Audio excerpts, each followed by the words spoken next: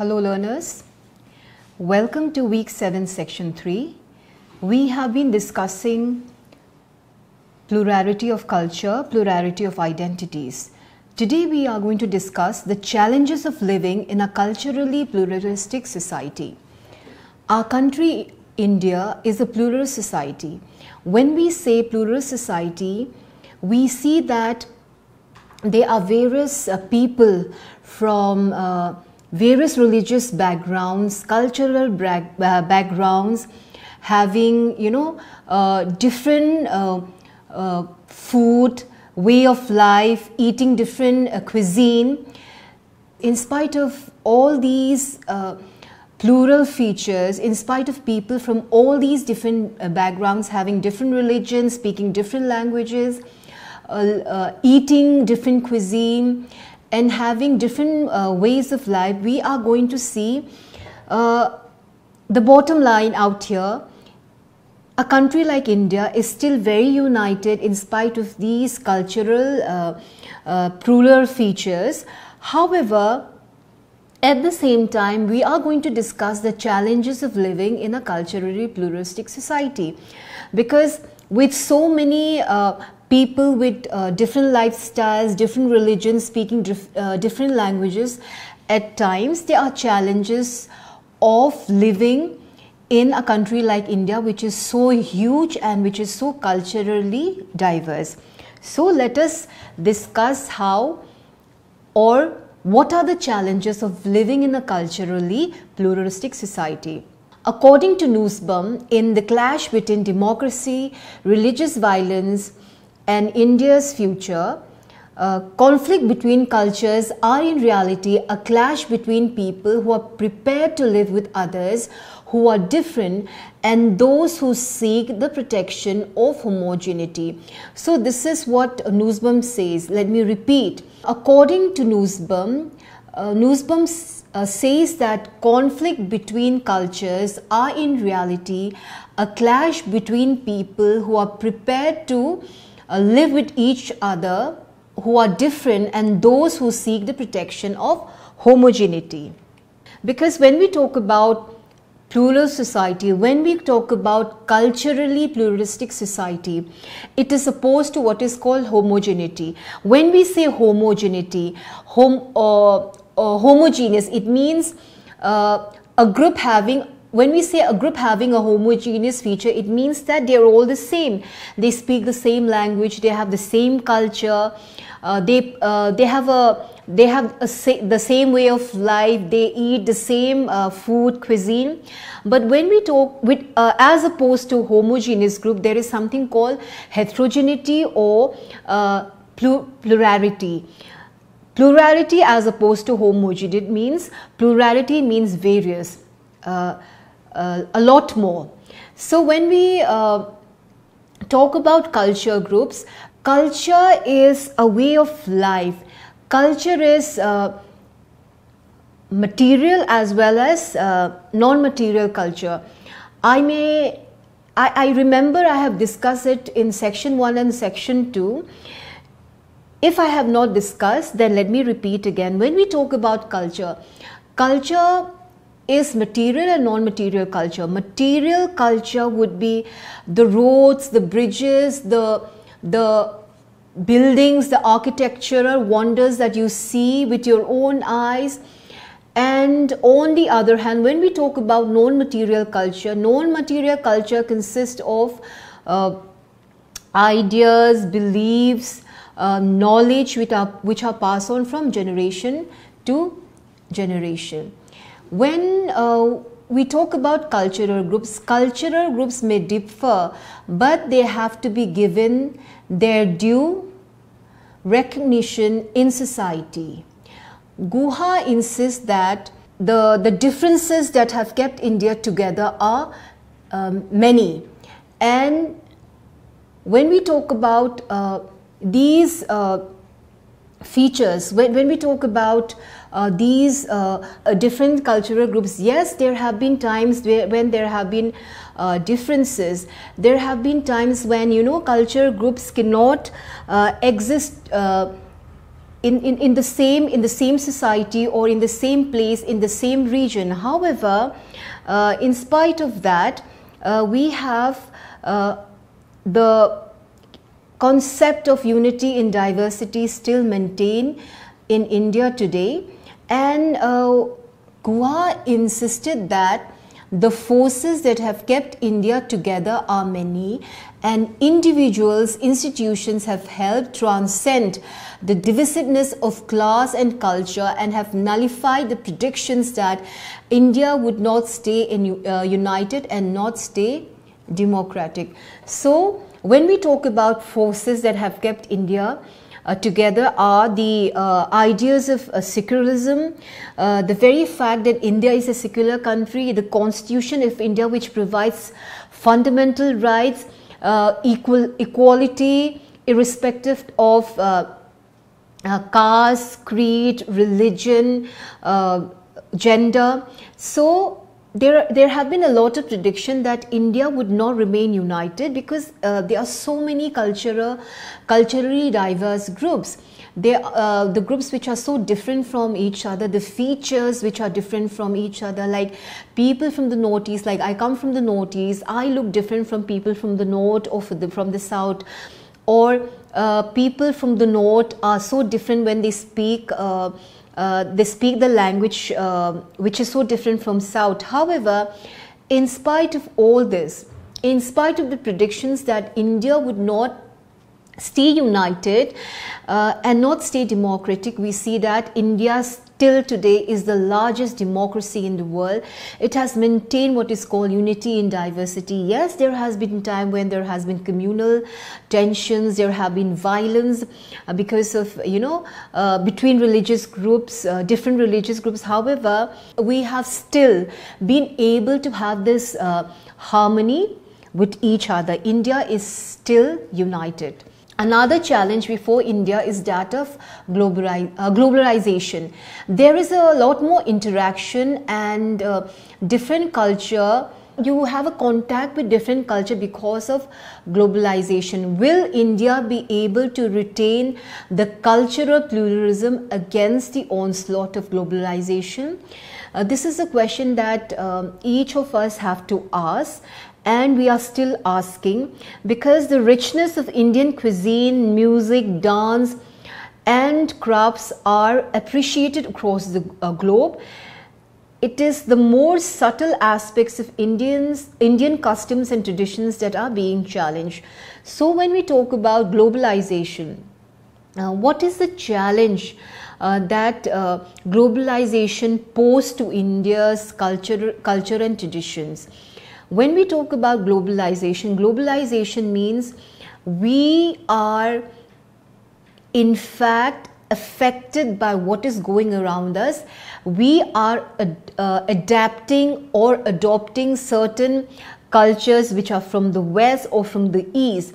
And the question that we have to ask, and we have been asking, is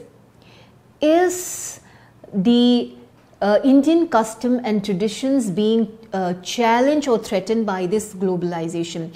And when we talk about this aspects of Indian customs and traditions that have been challenged, it would be, the respect we have for the elders, or the arranged marriage which we have been having for a lot from centuries, for many years, if not century.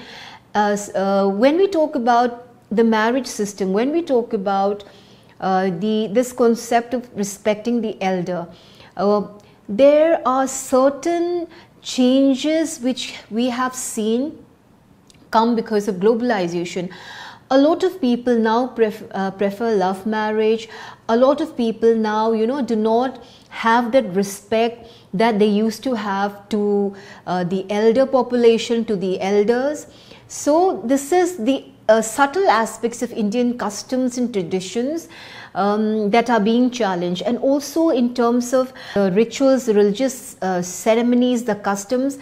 there are certain aspects of customs where a lot of young generation today do not believe in this customs. They do not want to follow this custom, saying that, you know, it is a very age-old practice, and it is not modern, and it is not up to date. So all these subtle aspects of Indian customs and traditions are being challenged and being threatened.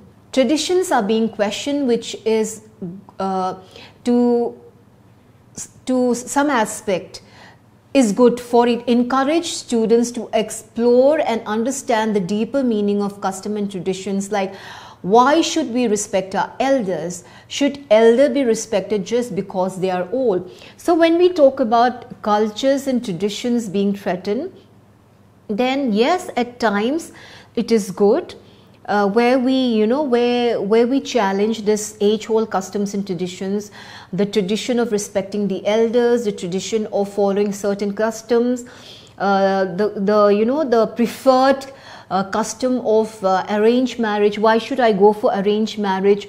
Why should I get married to someone that I don't really know just because my parents have fixed my marriage for me? So when we question these traditions, yes, to some extent it is good to explore the customs, the traditions, the ideas, the deeper meaning behind these traditions. However, there are certain traditions like where superstitions, where you should not believe in what is called superstitions. You should not believe in black magic. These are certain aspects of traditions that you can question, and you can, you know, you can live without. Then of course it is always advisable to allow the student to ask such questions, and then guide the student to arrive at her own decision based on what he or she values. Therefore, in lesson plans, time for such explanatory activities should be organized. For example, the question of why should we respect our elders? Why should we follow the tradition of respect to the elders? Students should be explained, should be told that the elders are an asset to our society. The knowledge, the wisdom that they have is priceless. These wisdom and knowledge can be passed on to the next generation, and our elders, our grandparents, our parents who are aging, who are getting old, are the ones who are taking care of us, and it is because of them that we are here today. And this very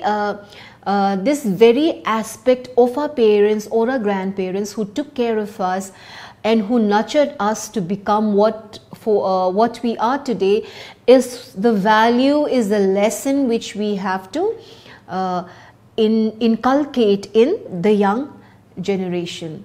When we talk about globalization, when we talk about influence of global culture, we have fashion, dress, food, films, music, which are having a global impact across the world.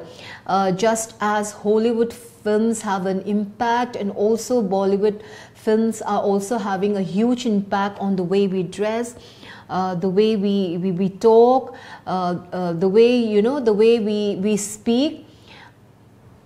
However, one has to be very cautious of how we follow these impact of global culture, especially films, because we have to know that there are certain aspects in these films, that is Hollywood and Bollywood films, there are certain aspects which we cannot blindly follow, which we have to be very cautious about. For example, certain films will depict a superhero trying to fly, a hero having super strength. So if children copy these, you know, superhero antics blindly, without any proper safety measures, then they can get themselves hurt.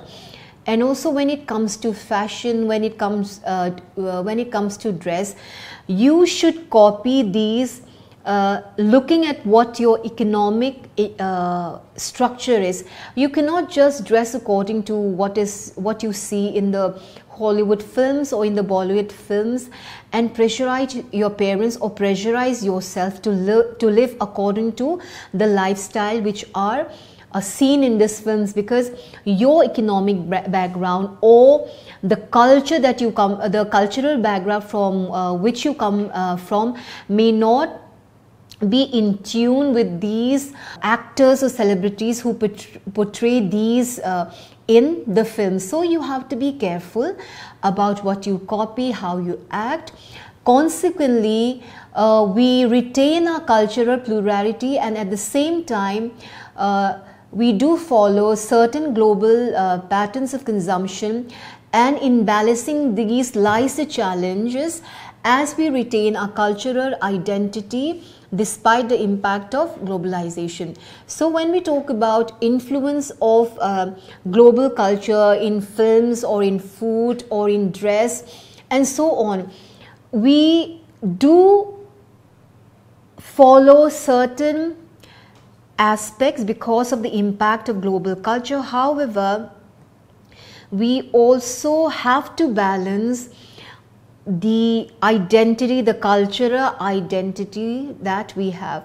We cannot just, for example, we are a society which is very diverse in traditions. We have age-old customs, and just because of globalization, we cannot just blindly follow what is, what you see in the Western culture, the way they act, the way they dress, or the way they have this concept of they do not believe in marriages and so on and so forth.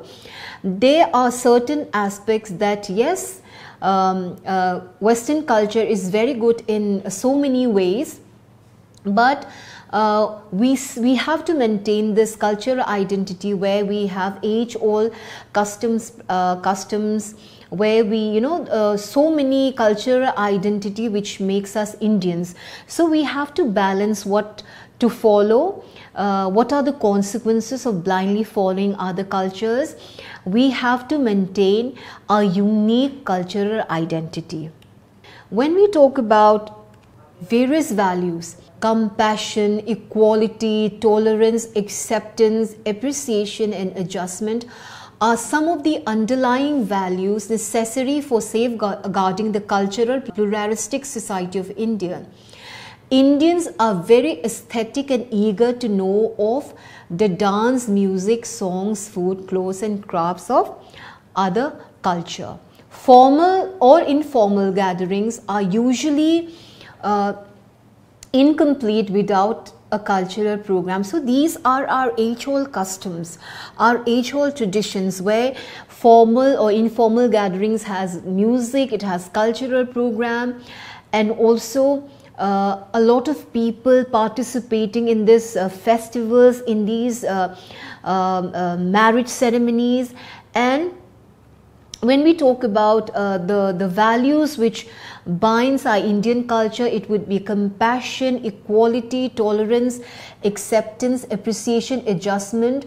And these are the values which we have to follow in spite of a lot of influence, a lot of impact of globalization. These are the values which we should inculcate in the future generation, because India, like I said in the beginning, is a diverse country with so many diverse cultural groups, and we have these beautiful traditions of observing festival, marriage ceremonies, where huge huge dance programs, or a lot of food, a lot of fun and frolic is there in our festivals. So these traditions of social gatherings where people come together irrespective of their caste, religion, creed should be respected and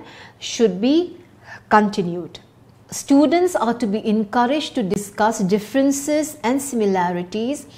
What are the cultures which are to be preserved and why, and also they should be told what are the values underlying cultural pluralism, and there should be certain activities in the schools, in colleges, where students from different cultural groups should come together and should be encouraged to discuss the differences, what are the similarities, what are the unique features of their own culture.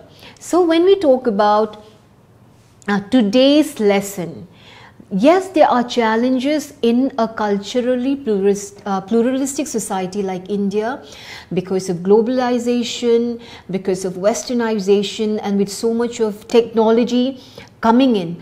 However, there are certain aspects of our culture which has to be protected, which has to be preserved, which has to be passed on to the younger generation, and the younger generation should also be made to preserve this culture of, you know, unity in diversity. So with this particular class and lecture, I have completed week 7, where we discuss culture, plural identities, and the challenges of living in a pluralistic society. Thank you so much.